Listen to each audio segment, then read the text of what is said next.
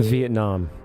The United States' official declaration of war on North Vietnam in 1964 came after an alleged incident involving two U.S. destroyers being attacked by North Vietnamese PT boats in the Gulf of Tonkin.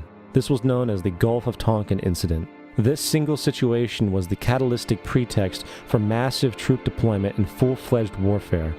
One problem, however: the attack on the U.S. destroyers by Vietnamese PT boats never happened.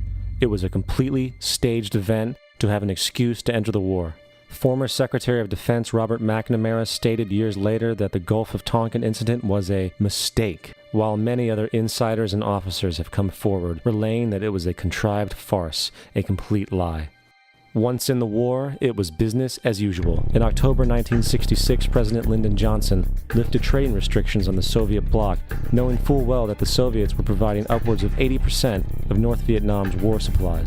Consequently, Rockefeller interests financed factories in the Soviet Union, which the Soviets used to manufacture military equipment and send it to North Vietnam.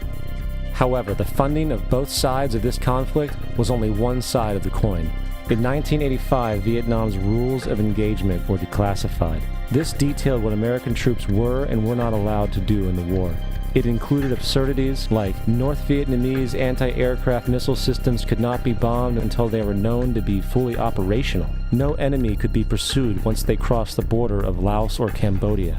And most revealing of all, the most critical strategic targets were not allowed to be attacked unless initiated by high military officials. Apart from these imposed ludicrous limitations, North Vietnam was informed of these restrictions and therefore could base entire strategies around the limitations of the American forces. This is why the war went on so long. And the bottom line is this: the Vietnam War was never meant to be won, just sustained. This war for profit resulted in 58,000 American deaths and 3 million dead Vietnamese.